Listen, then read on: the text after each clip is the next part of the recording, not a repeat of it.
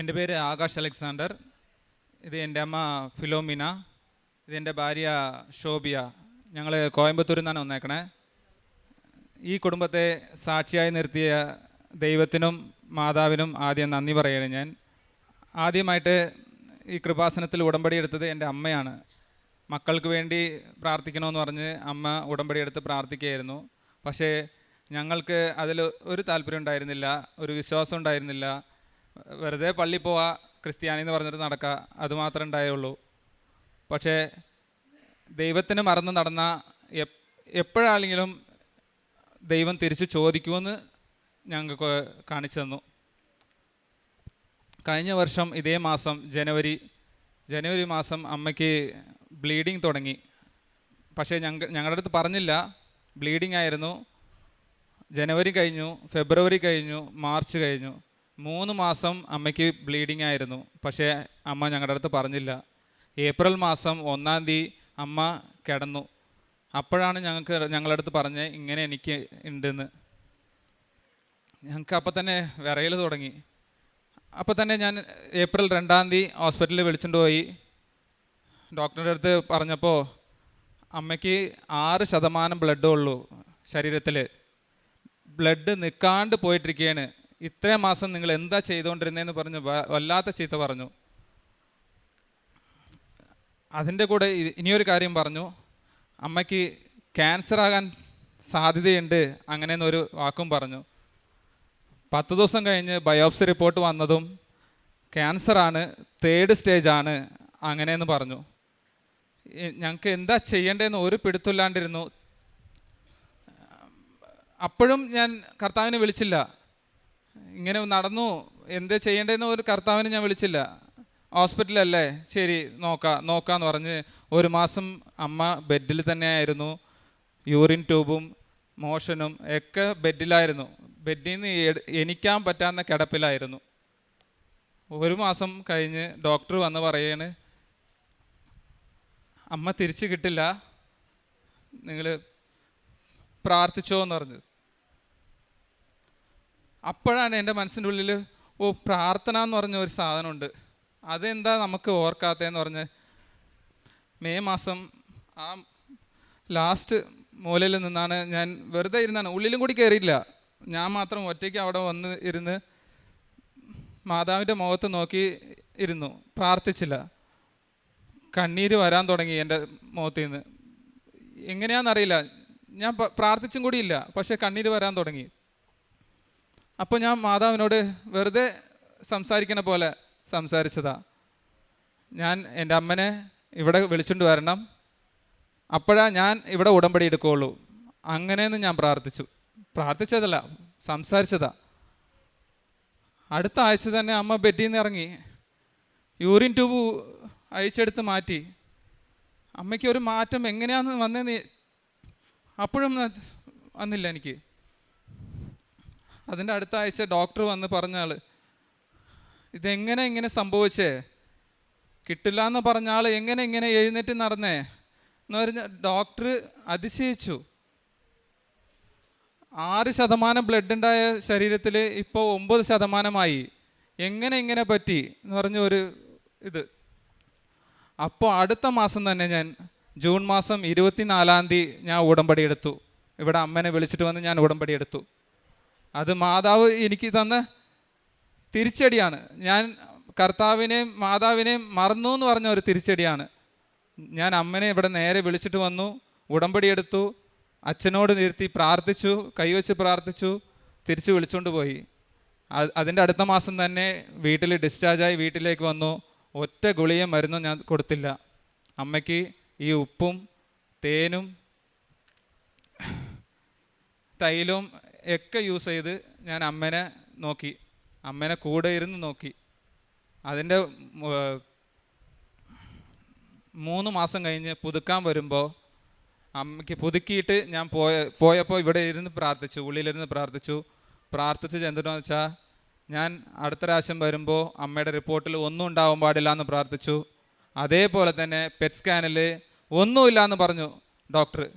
ശരിക്കും മാതാവും നല്ല തൊട്ടതാണ്, അമ്മനെയും ഞങ്ങളെ കുടുംബത്തെയും നല്ലൊരു തൊട്ടതാണ്. ഞങ്ങൾ വിശ്വാസം ഇല്ലാണ്ടിരുന്ന ഞങ്ങളെ ഇപ്പോൾ വിശ്വാസത്തോട് വീട്ടിൽ മുടങ്ങാണ്ട് കുടുംബ പ്രാർത്ഥന നടക്കുന്നുണ്ട്.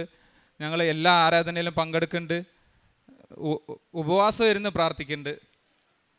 ഇപ്പോൾ എൻ്റെ അമ്മയുടെ ശരീരത്തിൽ 11% ബ്ലഡ് ഉണ്ട്. അമ്മ ഇപ്പോഴും ഗുളികയും മരുന്നും ഒന്നും കഴിക്കണില്ല. ഞങ്ങളുടെ പ്രാർത്ഥന മാത്രമേ ഉള്ളൂ. ഞാൻ അമ്മനെ കൊണ്ടുവന്ന് 2 വാക്ക് പ്രാർത്ഥിപ്പിക്കാം. എങ്ങനെ പറയണമെന്ന് എനിക്കറിയില്ല. ஆனால் എൻ്റെ പ്രാർത്ഥന 36 വർഷം കൊല്ലം കൊണ്ട് മുൻപ് തുടങ്ങിയുള്ള പ്രാർത്ഥനയാണ്. ഈ പ്രാർത്ഥനയിൽ മകൻ എപ്പോഴും ഉണ്ടാവില്ല. എന്നാലും എനിക്കെൻ്റെ ഒരാശ, അവർ പ്രാർത്ഥിക്കണം. അതിന് വേണ്ടിയിട്ട് പല കാര്യങ്ങൾ ആരംഭത്തിൽ തുടങ്ങി എന്നെ ഓരോ പടിയെ എന്നെ കൂട്ടി വിട്ട് വന്നേക്കണ കർത്താവ്. ആ സമയത്തും എൻ്റെ കൊന്ത പോകുമ്പോഴും വരുമ്പോഴും ജോലിക്ക് പോകുമ്പോഴും ഇരിക്കുമ്പോഴൊക്കെ കൊന്തയുണ്ട്. ആ പ്രാർത്ഥനയിലും മാതാവുണ്ട്. അങ്ങനെ പോയിട്ടിരിക്കുമ്പോഴാണ് പ്രാർത്ഥനയിൽ 2 പേരും പങ്കെടുക്കണില്ല, അവർക്ക് പ്രാർത്ഥിക്കാൻ അറിയില്ല എന്നുള്ളൊരു വിശ്വാസം എനിക്ക് വന്നു. അങ്ങനെ ഇരിക്കുമ്പോഴേ പറഞ്ഞൊക്കെ നോക്കി. പക്ഷേ ദൈവം അവർക്ക് വേണ്ടിയിട്ട് ഒരടയാളം കാണിച്ചു കൊടുത്തതാണെന്നുള്ളത് എനിക്ക് വിശ്വാസമുണ്ട്. അതുമല്ല, ഞാൻ 1 മാസം കഴിഞ്ഞ് ആശുപത്രിയിൽ കിടന്ന് 1 മാസം കഴിയാറായപ്പോഴേക്കും എനിക്ക് ആരും ഇല്ലാത്ത ഒരു സമയത്തിൽ ഒരു ഡോക്ടറും ഒരു നേഴ്സും എൻ്റെ അടുത്ത് വന്നു. അവരെൻ്റെ അടുത്ത് എല്ലാ കാര്യങ്ങളും ചോദിച്ചിട്ട് എനിക്ക് ഒന്നും പറയാൻ പറ്റിയില്ല. എല്ലാം നേഴ്സാണ് പറഞ്ഞത്. അപ്പം തന്നെ ഡോക്ടർ നേഴ്സിനോട് പറഞ്ഞ്, നിങ്ങൾ ഇന്ന് വാർഡ് മാറ്റിയിട്ട് അവിടെ കിടത്ത് ഞാൻ നോക്കിക്കോളാം എന്ന് പറഞ്ഞിട്ട് പോയി. അങ്ങനെ പറഞ്ഞോളൂ, ഞാൻ നോക്കിക്കോളാം എന്ന് പറഞ്ഞിട്ട് പോയി. അതിനുശേഷം വാർഡ് മാറ്റി എല്ലാ കാര്യങ്ങളും ചെയ്ത് സ്കാൻ എടുത്ത് എല്ലാം ചെയ്ത് കഴിഞ്ഞതിന് ശേഷമാണ്. അതിനു മുമ്പ് മോനോട് പറഞ്ഞ കാര്യങ്ങളൊന്നും എനിക്കറിയില്ല. ഞാനും മാതാവാണ് വന്നേക്കണതൊന്നും എനിക്ക് അറിയില്ല. എന്നാലും ഞാൻ പറഞ്ഞില്ല. പിന്നീടാണ് എനിക്ക് മനസ്സിലായത്, ഞാൻ നോക്കിക്കോളാം എന്നൊരു വാക്ക് എൻ്റെ മനസ്സിൻ്റെ ഉള്ളിൽ കിടന്ന്. ഇനിയൊന്ന് ഞാൻ വെളുപ്പിന് 3 മണിക്ക് ഇത്രയും കൊല്ലങ്ങളും ഇപ്പോഴും ഇന്നും അത് അങ്ങനെ തന്നെയാണ് പ്രാർത്ഥിച്ച് എഴുന്നേറ്റിരുന്ന് മണിക്കൂറോളം പ്രാർത്ഥിക്കും ഞാൻ. ആ ഇടത്തിലും മക്കളുടെ പ്രാർത്ഥന എപ്പോഴും ഉണ്ടായിരിക്കണം എന്നുള്ളൊരു പ്രാർത്ഥനയിലായിരുന്നു ഞാൻ. അപ്പോൾ അതിനുശേഷം ഇപ്പം ഞങ്ങൾ വീട്ടിൽ വന്ന് 3 മാസത്തിന് മുമ്പ് വന്ന് ഉടമ്പടി പുതുപ്പിക്കാൻ വന്നപ്പോൾ അതിന് ശേഷമാണ് ഇവർ തന്നെ പ്രാർത്ഥിക്കാനായിട്ട് ആരംഭിച്ചു.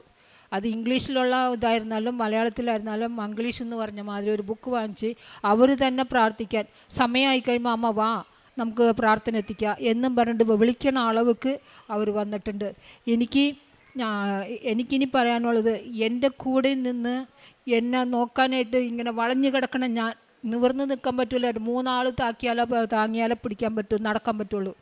അങ്ങനെ ഇരുന്ന എന്നെ മകനും മോളും 2 പേരും കൂടി ചേർന്ന് 2 പേരുടെ ജോലി റിസൈൻ ചെയ്തും കൊണ്ട് എൻ്റെ കൂടെ നിന്ന് എന്നെ പരിപാലിച്ച് എന്നെ കൂട്ടിയിട്ടിരുന്ന് ഇപ്പോഴും എനിക്ക് വേണ്ടിയിട്ട് അവർ 2 പേരും പ്രയത്നിക്കുകയാണ്. മാതാവിന് ഞങ്ങളുടെ കൂടെയുണ്ട്. ആ മാതാവിന് ഞങ്ങൾ കോടി നന്ദി പറയാനും തീരില്ല. കർത്താവിനും അങ്ങ് തന്നെ. പ്രേക്ഷിത പ്രവർത്തനങ്ങളെന്ന് പറഞ്ഞു കഴിഞ്ഞാൽ ആരംഭത്തിൽ തുടങ്ങി, ഇപ്പോൾ മോൻ ജനിച്ചപ്പോൾ തുടങ്ങിയുള്ളത് എന്ന് പറയാം. ഒരു ബർത്ത്ഡേ വന്നു കഴിഞ്ഞാൽ അവന് ഡ്രസ്സും എന്നിട്ട് കേക്കും എന്ത് സാധനം വാങ്ങിക്കണ കാശുണ്ടായിരുന്നു. അവനൊന്നും ഞാൻ ചെയ്തിട്ടില്ല. ആ കാശ് എടുത്ത് വെച്ച് അനാഥാലയങ്ങളിൽ കൊണ്ടുപോയി കൊടുത്ത് അവർക്ക് ഭക്ഷണം കൊടുക്കാനുള്ള ഒരു ഏർപ്പാട് എല്ലാ കൊല്ലവും ചെയ്യും. അവർക്കിടെ കൂടെ ഇരുന്ന് ഒരു നേരത്തെ ഭക്ഷണവും കഴിച്ചിട്ട് ഞാൻ വരും. അതാണ് മകൻ്റെ ബർത്ത്ഡേയുടെ ഫംഗ്ഷൻ ഒരു ആശീർവാദം. അതേമാതിരി തന്നെ ഇപ്പോഴും ഞങ്ങൾ ഒരു 10 പേർക്കെങ്കിൽ 10 പേർക്ക് കൊണ്ടുപോയി ഭക്ഷണം കൊടുക്കും. പിന്നെ ചർച്ചിൽ അവൻ്റെ പള്ളിയിൽ പോയി കഴിഞ്ഞ് കഴിഞ്ഞാൽ ഭക്ഷണമാക്കി കൊടുക്കാൻ അരി വാങ്ങിക്കൊണ്ട് കൊടുക്കും. അതേമാതിരി തന്നെ ഞങ്ങൾക്ക് എല്ലാ വിഷയങ്ങളിലും ഓരോ കാര്യങ്ങൾ ഞങ്ങൾ ചെയ്തിട്ടിരിക്കുകയാണ്. പ്രേക്ഷിത പ്രവർത്തനങ്ങളും പത്രങ്ങളും ആശുപത്രിയിലും എല്ലായിടത്തിലും കൊടുത്തിട്ടിരിക്കുന്നുണ്ട്. ഇങ്ങനെയൊക്കെ ഞങ്ങളൊക്കെ വഴി നടത്തി കാത്തു പരിപാലിച്ച് കൊണ്ടുവരുന്ന ദൈവം തമ്പുരാനും കർത്താവ് യേശുവിനും ഞങ്ങളുടെ മാതാവിനും ഞങ്ങൾക്ക് വേണ്ടി അപേക്ഷിച്ച മാതാവിനും കോടി നന്ദി പറഞ്ഞുകൊണ്ട് എൻ്റെ വാക്കുകൾ അവസാനിപ്പിക്കുന്നു. അവൻ അവളോട് പറഞ്ഞു, മകളെ, നിന്റെ വിശ്വാസം നിന്നെ രക്ഷിച്ചിരിക്കുന്നു. സമാധാനത്തോടെ പോവുക, വ്യാധിയിൽ നിന്ന് വിമുക്തിയായിരിക്കുക. മർക്കോസിൻ്റെ സുവിശേഷം 5-ാം അധ്യായം 34-ാം വചനമാണിത്. 12 വർഷമായി രക്തസ്രാവം അനുഭവിച്ചിരുന്ന ഒരു സ്ത്രീയോടാണ് കർത്താവ് ഇങ്ങനെ പറഞ്ഞത്, നിന്റെ വിശ്വാസം നിന്നെ രക്ഷിച്ചിരിക്കുന്നു എന്ന്. ശരീരം തളർന്നിരുന്നു. പ്രതീക്ഷകളെല്ലാം അസ്തമിച്ചിരുന്നു. എങ്കിലും ഒരു ചെറിയ വിശ്വാസം, ഈശോയുടെ വസ്ത്രം സ്പർശിച്ചാൽ മതി അവൾ സുഖം പ്രാപിക്കുമെന്നുള്ളൊരു വിശ്വാസം. ഈശോ തൻ്റെ ശക്തി നിറഞ്ഞ് സുഖപ്പെടുത്തി എന്ന് പറഞ്ഞില്ല. പക്ഷെങ്കിൽ എൻ്റെ ശക്തി കൊണ്ടാണ് ഞാൻ നിന്നെ സുഖപ്പെടുത്തുന്നു എന്ന് ഈശോ പറഞ്ഞില്ല. നിൻ്റെ വിശ്വാസം നിന്നെ രക്ഷിച്ചു എന്നാണ് പറഞ്ഞത് കർത്താവ്. പരിശുദ്ധ അമ്മ വിശ്വാസത്തിൻ്റെ ഒരു വലിയ സാക്ഷിയാണ്. അവൻ നിങ്ങളോട് പറയുന്നതെല്ലാം ചെയ്യുക എന്നാണ് പരിശുദ്ധമ്മ നമ്മളെ പഠിപ്പിച്ചത്.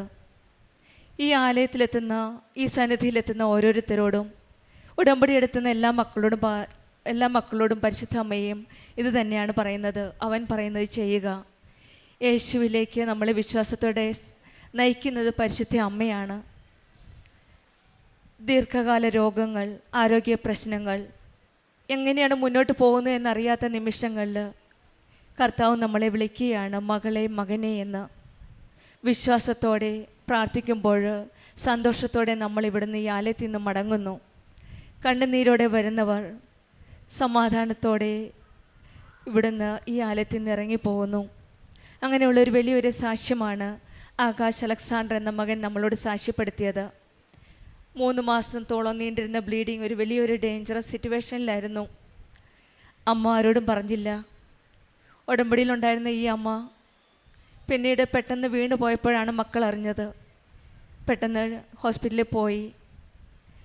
പിന്നീട് ഈ മകന് അധികം വിശ്വാസമൊന്നുമില്ലായിരുന്നു, പ്രാർത്ഥിക്കുമായിരുന്നു. ഒരു സാധാരണ ക്രിസ്ത്യാനിയുടെ ഒരു ജീവിതം, പക്ഷേ ഒരു പേര് മാത്രം. പിന്നീടാണ് അമ്മയ്ക്ക് ആ സ്ഥിതിയിലും പ്രാർത്ഥിക്കാനുള്ള മനസ്സ് വന്നില്ല. പക്ഷെങ്കിൽ എല്ലാ ട്രീറ്റ്മെൻറ്റ് അവസാനം ഡോക്ടർ ഒരു കാര്യം പറഞ്ഞു, അമ്മയെ കിട്ടാൻ സാധ്യത കുറവാണ്, പ്രാർത്ഥിച്ചോ എന്നൊരു വാക്ക് ഈ മകനെ കൂടുതലായിട്ട് ഒത്തിരി വേദനിപ്പിച്ചു. പ്രാർത്ഥിച്ചോ എന്നുള്ളൊരു ഒരു വാക്ക്, ഡോക്ടറിൻ്റെ ആ അവസാനത്തെ വാക്ക് കേട്ടാണ് ഈ മകന് കണ്ണുനീരോടെ ഈ മാതാവിൻ്റെ സന്നിധിയിലെത്തി. ഇവിടെയും ഈ മകൻ ആദ്യം വന്നപ്പോൾ പ്രാർത്ഥിക്കാൻ തോന്നിയില്ല. ഈ മകൻ പറഞ്ഞ, ഞാൻ പ്രാർത്ഥിച്ചില്ല, അമ്മയോട് സംസാരിച്ചതേ ഉള്ളൂ. ഈ സംസാരമാണ് പ്രാർത്ഥന. നമ്മുടെ മനസ്സിൽ നിന്ന്, നമ്മുടെ ഹൃദയത്തിൽ നിന്ന്, നമ്മുടെ സങ്കടത്തിൻ്റെ ആഴത്തിൽ നിന്ന് അമ്മയോട് പറയുന്നതാണ് പ്രാർത്ഥന. മകൻ പറയുന്നത് സംസാരിച്ചെന്നാണ്. ആ പ്രാർത്ഥനയാണ് പിന്നെ അമ്മ ഈശോയുടെ അരികിലേക്ക് കൊണ്ടുചെന്നത്. അമ്മയെ ഞാൻ വിളിച്ചുകൊണ്ട് വരാം, എൻ്റെ അമ്മയെ സുഖപ്പെടുത്തി ഈ ആലയത്തിൽ കൊണ്ടുവരണമെന്നാണ് ഈ മകൻ പരിശുദ്ധ അമ്മയോട്, പരിശുദ്ധ അമ്മ പ്രത്യക്ഷപ്പെട്ട ഈ സന്നിധിയിൽ വന്നിരുന്ന് കരഞ്ഞ് പ്രാർത്ഥിച്ച് സംസാരിച്ച് പോയത്. പിന്നീടാണ് അച്ഛനും ഈ മകന് തിരിച്ചു ചെന്നപ്പോൾ ഒരാഴ്ചക്കകം അമ്മയ്ക്ക് ഒരു നല്ലൊരു സുഖം പ്രാപ്തിയായി. ഹീമോഗ്ലോബിൻ 6 ആയിരുന്നത് പിന്നീട് പെട്ടെന്നാണ് 9-ലെത്തിയത്. പിന്നീട് ഇപ്പോൾ 11-ലായി. ഇതൊക്കെ എത്ര പെട്ടെന്നാണ്. സമയ ചുരുക്കത്തിൻ്റെ അമ്മ നമ്മുടെ ഒരു വാക്കിനായിട്ടാണ് കാത്തിരിക്കുന്നത്. ഈ മകൻ തികഞ്ഞ മനസ്സോടെ മുഴുവൻ ഹൃദയത്തോടെ പ്രാർത്ഥിച്ചപ്പോൾ അമ്മ പെട്ടെന്നാണ് ഈ മകൻ്റെ കാര്യം എല്ലാം ഏറ്റെടുത്തത്. പിന്നെ ഉണ്ടായിരുന്നത് പെട്ടെന്നുള്ള സൗഖ്യമായിരുന്നു. നിൻ്റെ വിശ്വാസം നിന്നെ രക്ഷിച്ചു എന്ന് പറഞ്ഞ കർത്താവ് ഈ മകളുടെ ആസ്തിയിലാണ് വിശ്വസിച്ചുറപ്പിച്ചത്. ഈ മകൾ ഉടമ്പടിയിൽ പ്രാർത്ഥിച്ചിരുന്നു. ആ മകൾക്ക് നല്ലൊരു ആസ്തിയുണ്ട്. വളരെ പ്രാർത്ഥനയുടെയും ത്യാഗപൂർണ്ണമായ ജീവിതത്തിൻ്റെയും ഉടമ്പടി ജീവിതത്തിൻ്റെ ഒരു ആസ്തിയുണ്ട്. ആ ആസ്തിയിലാണ് ഈശോ ഈ മകളോട് പറഞ്ഞത്, നിൻ്റെ വിശ്വാസം നിന്നെ രക്ഷിച്ചിരിക്കുന്നു എന്ന്. അതിൻ്റെ കൂടെ തന്നെ നിൻ്റെ വിശ്വാസം മാത്രമല്ല, മക്കളുടെ വിശ്വാസവുമാണ് ഇന്ന് ഈ സന്നിധിയിൽ വരാനായിട്ട് ഇവരെ സാക്ഷിയാക്കി നിർത്താൻ ഇവരെ ഇന്ന് ആ സാഹചര്യം ഒരുക്കി കൊടുത്തത്. പരിശുദ്ധ അമ്മയോട് അടുക്കുന്ന മക്കളാരും സങ്കടത്തോടെ പോയിട്ടില്ല. കണ്ണുനീരോടെ വരുന്നവരെ ഒരു കരങ്ങൾ പിടിച്ച് മുന്നോട്ട് നയിക്കുന്ന അമ്മയാണ് നമ്മുടെ കൂടെയുള്ളത്. ഉടമ്പടി മക്കൾ ഒരു നല്ല ഹൃദയത്തോടെ പ്രാർത്ഥിക്കാൻ മാത്രം ചെയ്താൽ മതി. ഈ പിന്നീട് പറഞ്ഞത് ഉടമ്പടി വസ്തുക്കൾ മാത്രം ഉപയോഗിച്ചു എന്നാണ്. മരുന്നുകളെല്ലാം നിർത്തി. ഉടമ്പടി വസ്തുക്കൾ, ഈ മകൻ വന്നത് ഒരു നല്ല വിശ്വാസത്തോടെയാണ്. സമയമെടുത്തെങ്കിലും മകൻ വിശ്വാസത്തോടെ വന്നപ്പോൾ നല്ലൊരു ഉറച്ച വിശ്വാസത്തോടെയാണ് വന്നത്. ഉടമ്പടി എടുത്തതിന് ശേഷം ഉടമ്പടി വസ്തുക്കൾ മാത്രം ഉപയോഗിച്ചു ഈ അമ്മയ്ക്ക് വേണ്ടിയിട്ട്. പിന്നീടാണ് HB നോർമലായിട്ട് 11 ആയത്. അത് വളരെ പെട്ടെന്നായിരുന്നു. ഉടമ്പടി എടുത്ത ഉടനെ ഈ മകൻ്റെ രണ്ടാമത്തെ പുതുക്കി പോയപ്പോഴാണ് പറഞ്ഞത്, അമ്മയുടെ റിപ്പോർട്ട് എനിക്ക് നെഗറ്റീവായി തരണം. പിന്നീടുള്ളതെല്ലാം ഉടമ്പടി എടുത്ത് പിന്നെ ഈ മകൻ്റെ ഒരു ആഴത്തിലുള്ളൊരു വിശ്വാസമാണ്. അമ്മയോട് തീർത്ത് പറയുകയാണ്, എനിക്കിനി ഇത് വേണം, അത് വേണം. ഒരു മകൻ സ്വന്തം അമ്മയോട് പറയുന്ന പോലെയാണ് ഈ മകൻ എന്ന് പുതുക്കിയിട്ട് പറഞ്ഞിട്ട് പോയത്, എൻ്റെ അമ്മയുടെ അടുത്ത റിപ്പോർട്ട് നെഗറ്റീവ് ആക്കണമേ എന്ന്. അതുപോലെ തന്നെ പരിശുദ്ധ അമ്മ ഈശോയോട് പറഞ്ഞ് അത് നടപ്പാക്കി കൊടുത്തു. നമ്മുടെ ജീവിതത്തിൽ ഓരോ കാര്യങ്ങൾ ഇങ്ങനെയാണ്. സമയത്തിരക്ക് നമുക്ക് സമയമില്ല എന്ന് തോന്നും, എല്ലാം അസ്തമിക്കുമെന്ന് തോന്നുമെങ്കിലും ഈശോയും അമ്മയും നമ്മുടെ ഒരിക്കലും കൈവിടാത്ത ഈശോയും അമ്മയുമാണ് നമ്മുടെ കൂടെയുള്ളത്. ഈശോ നമ്മെ മകനെ മകളെ എന്നാണ് വിളിക്കുന്നത്. നമ്മുടെ തകർന്ന നിമിഷങ്ങളിലും അവസ്ഥകളിലും മകനെ മകളെ എന്ന് വിളിക്കുന്ന ആ സ്നേഹത്തിന് നമുക്ക് നന്ദി പറയാം. ആ സ്നേഹത്തിൽ ചേർന്ന് നിൽക്കാം. പരിശുദ്ധ അമ്മയിലൂടെ വിശ്വാസത്തിൽ ചേർന്ന് നിൽക്കാനും സമാധാനത്തോടെ ഉടമ്പടി ജീവിതം ആത്മാർത്ഥതയോടെ മുന്നോട്ട് നയിക്കുവാനും ഈശോയും അമ്മയും നമ്മെ സഹായിക്കട്ടെ എന്ന് നമുക്ക് പ്രാർത്ഥിക്കാം. ആകാശ് അലക്സാണ്ടറിന് കുടുംബത്തിന് ലഭിച്ച ഈ വലിയ അനുഗ്രഹത്തിന് നമുക്ക് കരങ്ങളടിച്ച് ദൈവത്തെ മഹത്വപ്പെടുത്താം. യേശുവേ നന്ദി, യേശുവേ സ്തുതി. അത്യപൂർവ ദൈവാനുഭവങ്ങൾ ഇനി നിങ്ങൾക്കും സ്വന്തം. ഈ യൂട്യൂബ് ചാനൽ ഇതുവരെ സബ്സ്ക്രൈബ് ചെയ്തിട്ടില്ലെങ്കിൽ ഇപ്പോൾ തന്നെ സബ്സ്ക്രൈബ് ചെയ്യുക. ഈ വീഡിയോ ഇപ്പോൾ തന്നെ നിങ്ങളുടെ സുഹൃത്തുക്കൾക്ക് ഷെയർ ചെയ്തുകൊണ്ട് കർത്താവിൻ്റെ പ്രേക്ഷിതരാകുക.